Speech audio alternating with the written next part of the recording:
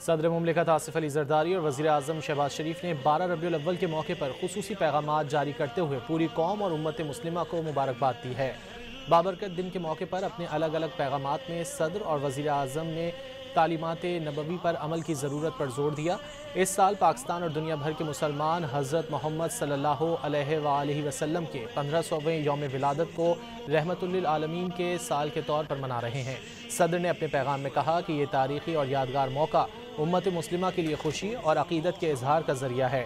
وزیر اعظم شہباز شریف نے زور دیا کہ قوم سیرت النبی صلی اللہ علیہ وآلہ وسلم کی سنہری تعلیمات کی روشنی میں پاکستان کی تعمیر کے عہد کی تجدید کرے۔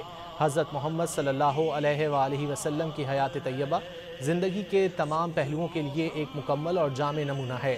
وزیر داخلہ محسن نقوی نے کہا کہ 12 ربیع الاول وہ مبارک دن ہے جب ظلمت نے شکست کھائی اور انسانیت نے عدل و رحم کا حقیقی مفہوم پایا۔